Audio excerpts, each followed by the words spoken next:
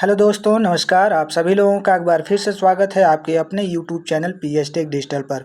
दोस्तों, आज की इस वीडियो में हम लोग राजनीति विज्ञान के क्रम में राज्य के तत्वों को देखेंगे। इसके पहले हम लोगों ने एक वीडियो देखा था जिसमें हम लोगों ने राज्य एवं राज्य की परिभाषा को समझा था और उसे बहुत ही आसान से शब्दों में मैंने व्याख्या करके आप लोगों को बताने का प्रयास किया था और मुझे उम्मीद है कि वह वीडियो यदि आपने देखा है तो आप लोगों को पसंद आई होगी। तो आज के इस वीडियो में हम लोग देखेंगे कि राज्य के वे कौन कौन से तत्व हैं जिनको मिलाकर राज्य हमारा बनता है।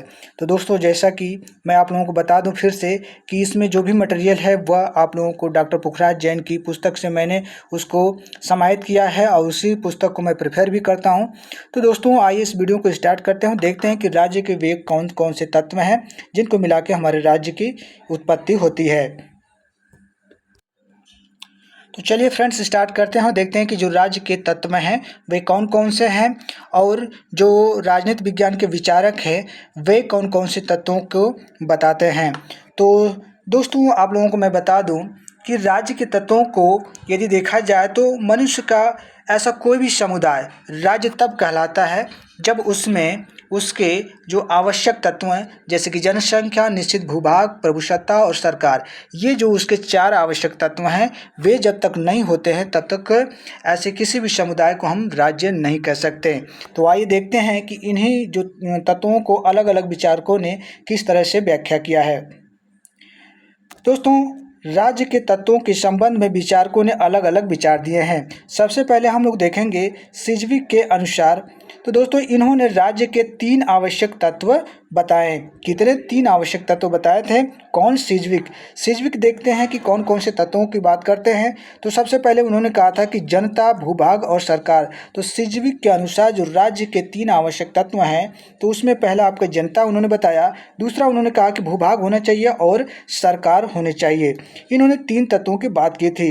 इसके बाद ब्लंडसली के अनुसार देखा जाए तो ये राज्य के तत्वों के क्रम में इन्होंने कहा है कि राज्य के 4 आवश्यक तत्व होते हैं। वे कौन कौन से तत्वों की व्याख्या करते हैं? तो इन्होंने कहा कि भूभाग, जनता, एकता और संगठन।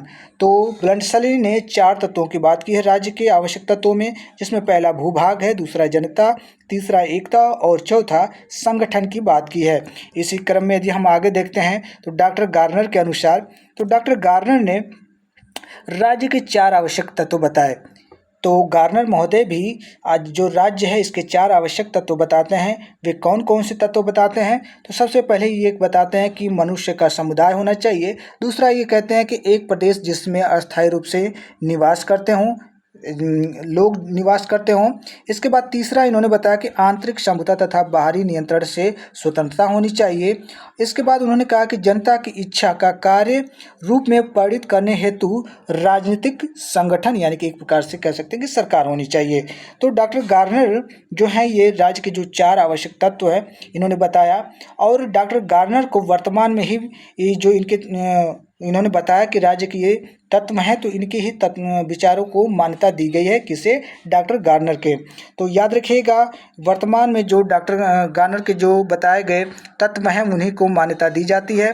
तो इन्होंने कितने प्रकार के तत्व बताए हैं? 4 प्रकार के तत्व बताए हैं।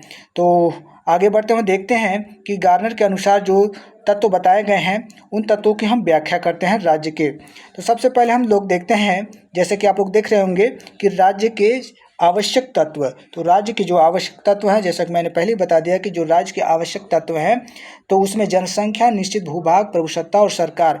इसके बिना यदि कोई संगठन है तो उसे हम राज्य नहीं कह सकते हैं। इन तत्वों में से कोई भी एक तत्व यदि नहीं है तो वह संगठन राज्य नहीं कहलाएगा। तो आइए सबसे पहले हम लोग देखते हैं कि राज्य के आवश्यक तत्वों में हम लोग जनसंख्या, जो राज्य का पहला आवश्यक तत्व है वह आपका क्या है? जनसंख्या है दोस्तों। ठीक है, तो हम लोग देखेंगे कि जो जनसंख्या है यह किस प्रकार की जनसंख्या होनी चाहिए राज्य में। तो दोस्तों, राज्य का सर्वप्रथम आवश्यक जो तत्व है यह जनसंख्या है। राज्य मनुष्य का ही एक संगठन है। व्यक्तियों से ही मिलकर राज्य का निर्माण होता है। जनसंख्या के बिना राज्य की कल्पना नहीं की जा सकती। यदि जनसंख्या ना हो तो कौन सा, ठीक है, कौन शासक होगा यहाँ पे होना चाहिए। ठीक है, कौन शासक होगा और प्रजा कहाँ से आएगी? दोस्तों यहाँ पे ये बताने का प्रयास किया गया है कि राज्य के यदि आवश्यक तत्वों में देखा जाए तो सबसे पहले जनसंख्या होती है, क्योंकि राज्य जो है मनुष्यों का ही एक प्रकार से संगठन है। व्यक्तियों से मिलकर राज्य का निर्माण होता है। जनसंख्या के बिना राज्य की कल्पना बिल्कुल भी नहीं की जा सकती। यदि किसी कहीं जनसंख्या ही नहीं है तो कैसे हम लोग कहेंगे कि यहाँ पे सरकार हो सकती है, यहाँ पे प्रभुसत्ता हो सकती है। तो इसी को कहा गया है कि बिना जनसंख्या के राज्य की कल्पना नहीं की जा सकती। और कहा गया कि यदि जनसंख्या ना हो तो कौन शासक होगा और प्रजा कहाँ से आएगी। तो बिल्कुल सही बात है दोस्तों, यदि जनसंख्या ही नहीं होगी तो कैसे ये पता चलेगा कि कौन शासक है, कौन शासन कर रहा है और उसमें कौन से लोग प्रजा है जिस पे वह शासक अपना अधिकार जमाता है। तो दोस्तों ये था कि जनसंख्या के विषय में कुछ दृष्टिकोण। आगे इसी क्रम में हम लोग देखते हैं कि राज्य का अस्तित्व मानव तत्वों के अस्तित्व पर ही आश्रित है। मानव राज्य की आधारशिला है। मनुष्य राज्य का कच्चा माल है, अतः राज्य के निर्माण के लिए जनसंख्या का होना नितांत आवश्यक है। दोस्तों ये जो राज्य का अस्तित्व है यह मानव के तत्वों पर ही आश्रित है, क्योंकि यदि मानव नहीं है तो राज्य का कोई कल्पना भी नहीं हो सकती। मानव राज्य की आधारशिला माना जाता है। मनुष्य राज्य का जो है कच्चा माल है। कह सकते हैं जो मनुष्य है वह राज्य के क्या है, कच्चा माल है। मतलब कच्चा माल जैसे होता है ना कि कोई आप कोई चीज़ ला दिए फिर वह कच्चा माल है तो उसे आप बनाते हैं तो नई चीज़ बनती है। उसी प्रकार से मनुष्य को राज्य का कच्चा माल इसलिए कहा गया है कि जब मनुष्य होंगे इसके बाद क्या बनेगा, वहाँ पे सरकार बनेगी। फिर वह सरकार बनने के बाद फिर उसको प्रभुसत्ता मिलेगी और वह क्या करेगा, लोगों पे शासन करेगा। तो इसलिए मनुष्य को क्या कहा गया कि राज्य का यह कच्चा माल है। अतः राज्य के निर्माण के लिए जनसंख्या का होना नितांत आवश्यक है।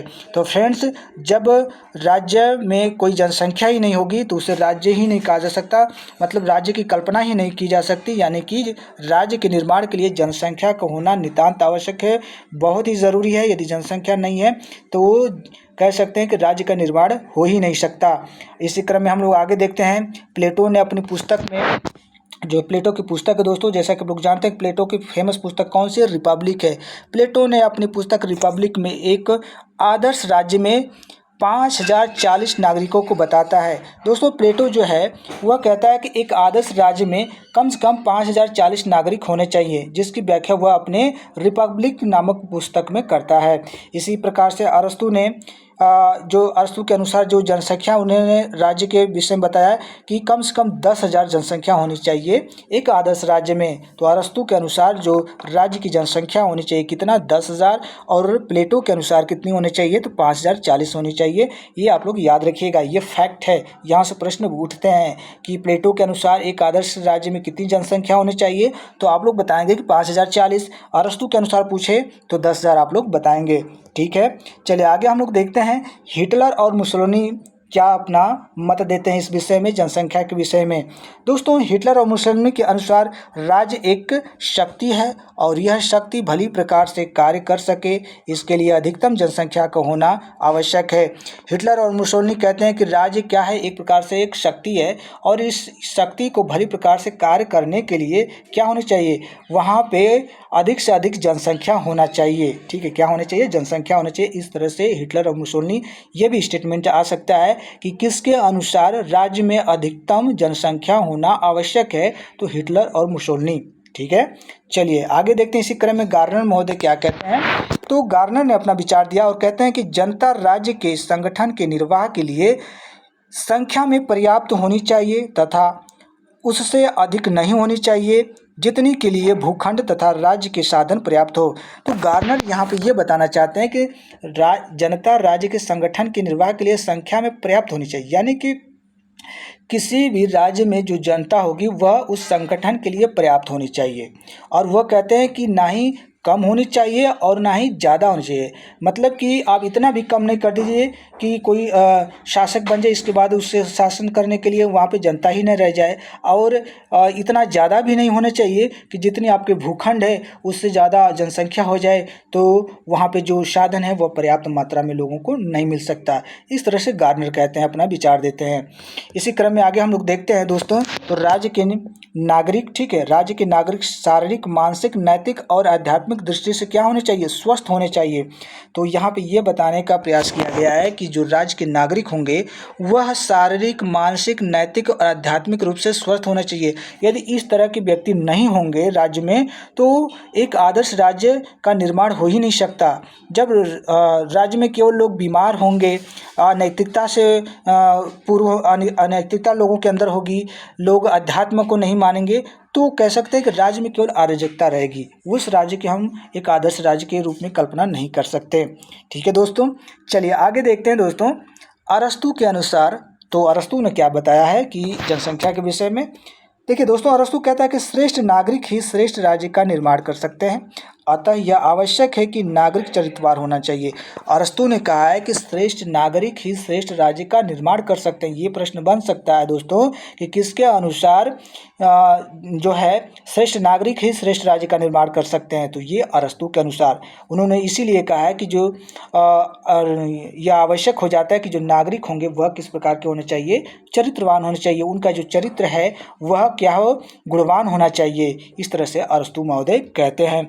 आइए देखते हैं राज्य के दूसरे आवश्यक तत्वों में हम लोग, दूसरा जो आवश्यक तत्व है इसका निश्चित भूभाग। दोस्तों आप लोगों ने पढ़ा होगा निश्चित भूभाग, सरकार, जनसंख्या, सब पढ़ा है, लेकिन फिर भी इसको देखिए आपका रिवीजन हो रहा है और आसान शब्दों में मैं बताने का प्रयास कर रहा हूँ। आप स्क्रीनशॉट लेते चलिएगा, इसको नोट्स बनाते चलिएगा, बहुत ही आपके आसान हो जाएगा आप लोगों के लिए। ठीक है, तो देखिए राज्य का दूसरा आवश्यक तत्व हम लोग देखते हैं जो कि आपका निश्चित भूभाग है।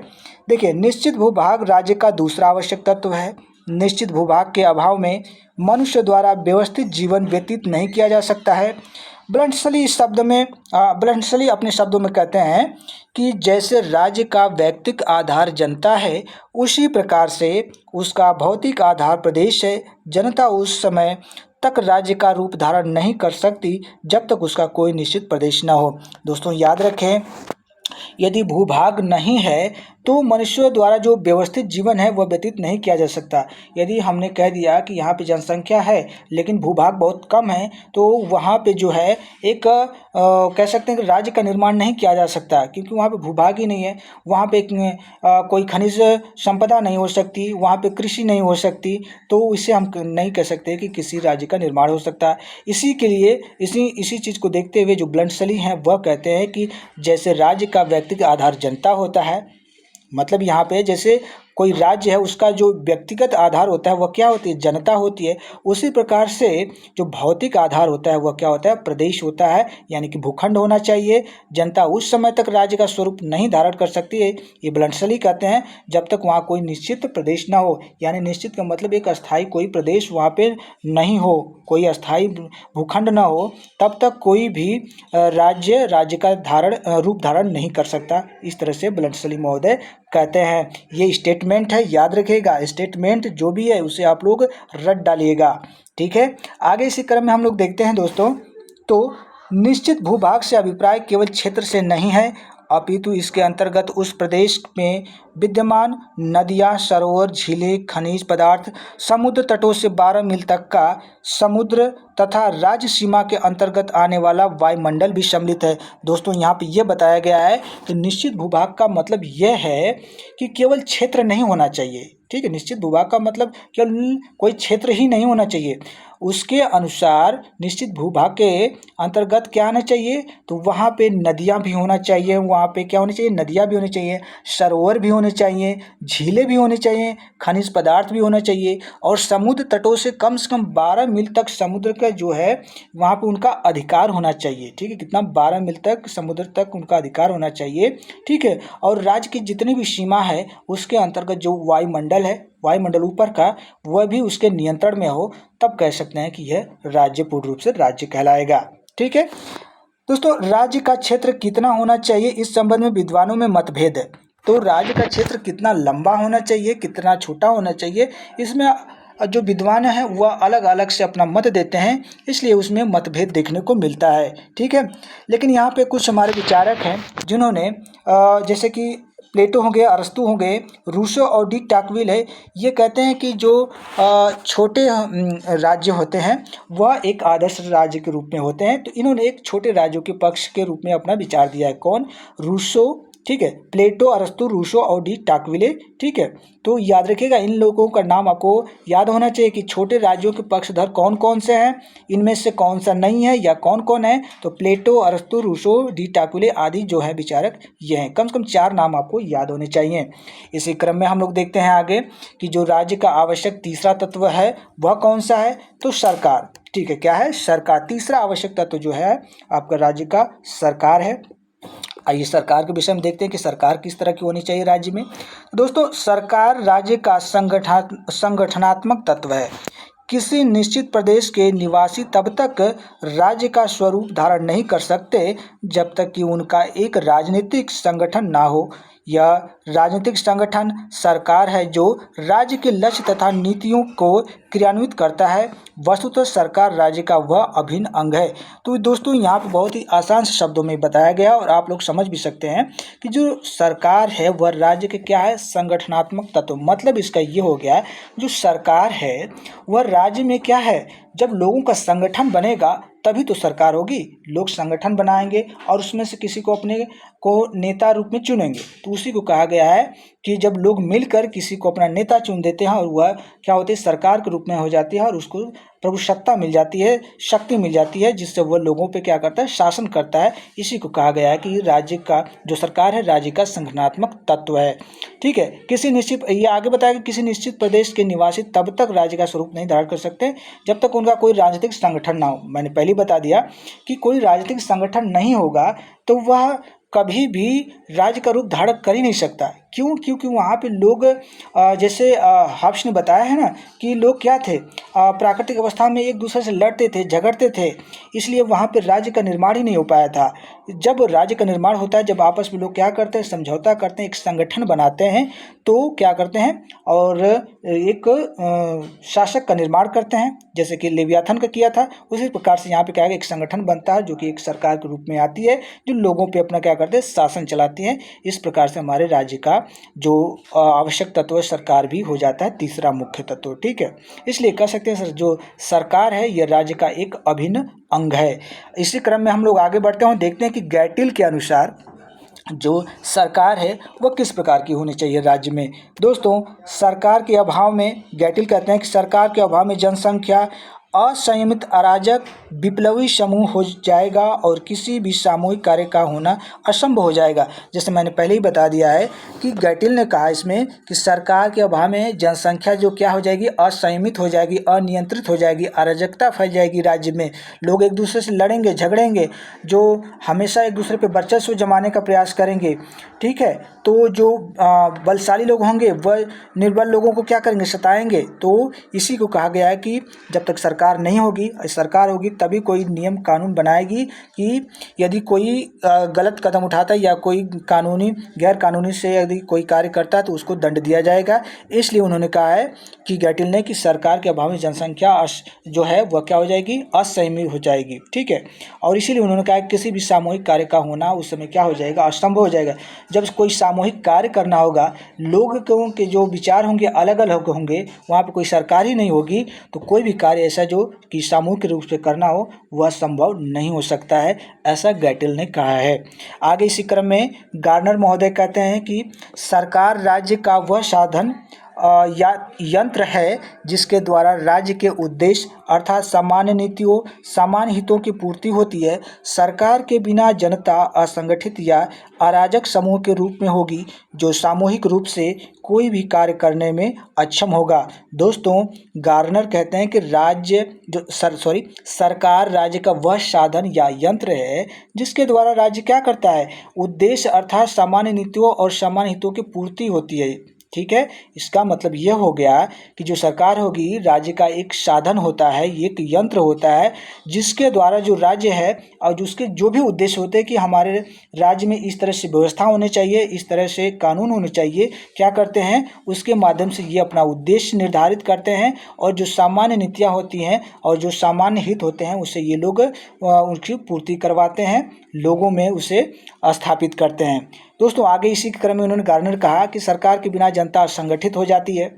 ठीक है, तो सरकार नहीं होगी तो जनता क्या हो जाएगी, असंगठित हो जाएगी, अराजक हो जाएगी, जैसा हम लोगों ने पहले देख लिया। तो बस इतना याद रखिए कि इनके जो स्टेटमेंट है, मैं बार बार कहता हूँ, बहुत ज़्यादा इनके स्टेटमेंट को, इनके अर्थों को उतना नहीं समझेंगे चलेगा, लेकिन इनके स्टेटमेंट को यदि आप याद कर लेते हैं तो वैसे भी आपको समझ में आ जाएगा, क्योंकि बहुत आसान से शब्दों में मैंने इसमें लिखा है।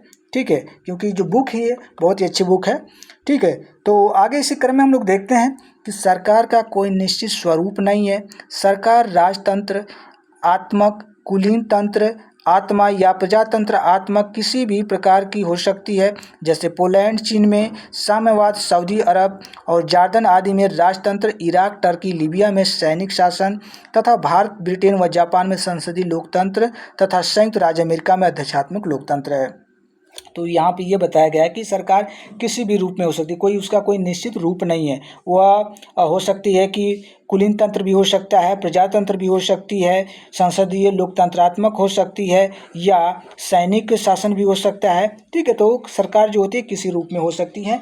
यह हर देश की जो स्थितियाँ होती है उसके अनुरूप ये सरकारें चलती हैं। ठीक है, इसी क्रम में अब हम लोग देखते हैं अगला और आखिरी तत्व जो है राज्य का संप्रभुता। और संप्रभुता राज्य का सबसे महत्वपूर्ण तत्व होता है। दोस्तों, प्रश्न यहाँ से बनता है कि जो राज्य का सबसे महत्वपूर्ण आवश्यक तत्व क्या है, तो वह आपका संप्रभुता है। कई बार मैंने प्रैक्टिस सेट में भी इसको कराया है, तो याद रखेंगे इस संप्रभुता को। आइए हम लोग देखते हैं। वैसे संप्रभुता नामक जो टॉपिक है वह अलग से भी है, उसको हम लोग जो अलग से देखेंगे तो उसमें बहुत सारे विचारक अपना मत दिए हैं कि संप्रभुता इस प्रकार की होनी चाहिए, संप्रभुता इस प्रकार की नहीं होनी चाहिए। उसको हम लोग एक सेपरेट वीडियो में कम से कम 2 लेक्चर 3 लेक्चर उसके आएंगे। ठीक है, चलिए तो अभी थोड़े से हम लोग देख लेते हैं कि जो संप्रभुता है राज्य की आवश्यक तत्वों में, इससे जो विचारक हैं वह किस प्रकार से बताते हैं। तो गैटिल के अनुसार देखा जाए तो गैटिल कहते हैं कि संप्रभुता ही राज्य का वह लक्षण है जो उसे अन्य समुदायों से अलग करता है। गैटिल ने बहुत अच्छी बात बताई है कि संप्रभुता जो है राज्य का वह लक्षण है जो उसे अन्य समुदायों से क्या करती है, अलग कर देती है। इससे हमको समझ में आता है कि ये हमारा राज्य है, यह कोई अन्य समुदाय है। यानी जहाँ पे संप्रभुता है वह राज्य कहलाएगा, और जहाँ पे संप्रभुता नहीं है यह कोई समुदाय कह सकते हैं इसको। इसी क्रम में यदि आगे देखा जाए तो संप्रभुता राज्य का सर्वाधिक महत्वपूर्ण तत्व है, जैसा मैंने पहले ही बता दिया है। आगे देखिए क्या है कि संप्रभुता राज्य का प्राण है। तो बहुत अच्छा है, यहाँ पे देखिए ये वर्ड यूज़ किया गया है कि प्रश्न बन सकता है कि राज्य का प्राण किसे कहा गया है, तो संप्रभुता को कहते हैं। ठीक है, देखिए यहाँ पे देखिए, यहाँ पे संप्रभुता होना चाहिए, संप्रभुता नहीं है। ठीक है, यहाँ पे आप संप्रभुता आप लगा लीजिएगा। देखिए यहाँ पे संप्रभुता के अभाव में राज्य अस्तित्व में नहीं आ सकता। किसी निश्चित प्रदेश में रहने वाले सरकार संपन्न लोग भी उस समय तक राज्य का निर्माण नहीं कर सकते जब तक उनके अधिकार में संप्रभुता ना हो। तो दोस्तों इसको आसान से शब्दों में ये समझ लीजिए कि जो संप्रभुता है वह राज्य का सर्वाधिक महत्वपूर्ण तत्व है। संप्रभुता जो है राज्य का, इसको प्राण कहा जाता है। इसके अभाव में हम ये कह सकते हैं कि राज्य कभी भी अस्तित्व में नहीं आ सकता है। ठीक है, यदि राज्य में आपकी जनसंख्या, निश्चित भूभाग और सरकार है भी तो उसे हम राज्य नहीं कह सकते जब तक आपके पास संप्रभुता न हो। दोस्तों जो संप्रभुता है, यह संप्रभुता किस रूप में हो सकती है, तो जनता के रूप में होती है। और जनता लोगों को जब वोट देते हैं और वोट देने के बाद जो नेता उनके चुन के आते हैं तो संप्रभुता उनके हाथों में हो जाती है और वो क्या करते हैं, लोगों पे शासन करते हैं। इसलिए कह सकते हैं कि संप्रभुता राज्य में होनी बहुत आवश्यक है। तो दोस्तों मैं आप लोगों से यह पूछता हूँ कि क्या 1947 से पहले हमारा देश क्या संप्रभु था, क्या इसके पास संप्रभुता थी? तो यहाँ पे उत्तर आपका ये होना चाहिए कि नहीं, क्योंकि हमारे देश में देखिए क्या था, 1947 के पहले हमारे देश में जनसंख्या थी। जनसंख्या के बाद फिर इसके बाद निश्चित भूभाग भी था। निश्चित भूभाग के पास यहाँ पे सरकारें भी थीं। सरकारें तो थीं लेकिन संप्रभुता नहीं थी। क्यों? क्योंकि जो सरकार थी वह ब्रिटिश सरकार थी और वह जो सरकार थी वह अपना नियंत्रण रखती थी और वह भी जो निर्णय करती थी वह ब्रिटिश सरकार करती थी। लोग, यहाँ के लोग नहीं कर सकते थे।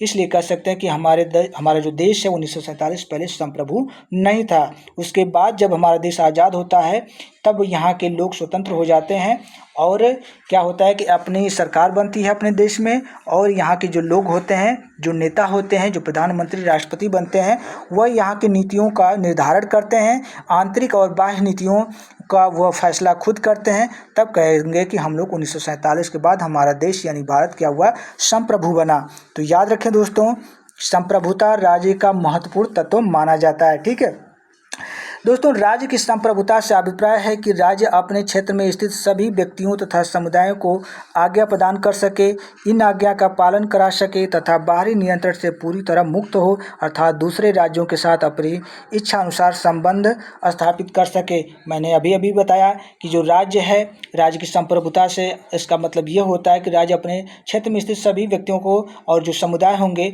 उनको आज्ञा प्रदान कर सके, उनको आज्ञा पालन करने के लिए उनको क्या कर सके, उनको बाध्य भी कभी कभी कर सकता है, उन पर नियंत्रण रख सकता है, और कभी कभी दूसरे राज्यों के साथ अपनी इच्छा अनुसार क्या कर सके, उनसे संबंध स्थापित करने के लिए भी ठीक है वह निर्णय ले सकता है। ठीक है, तो ये संप्रभुता होती है।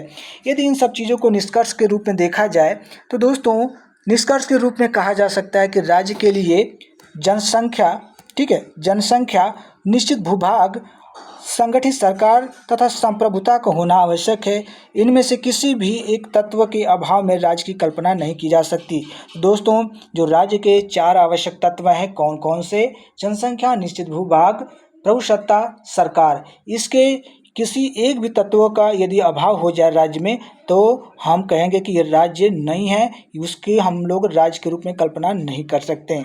ठीक है दोस्तों, तो बहुत आसान से शब्दों में मैं आप लोगों को बताने का प्रयास किया था आज, जो कि आपका टॉपिक था पॉलिटिकल साइंस में राज्य के तत्व।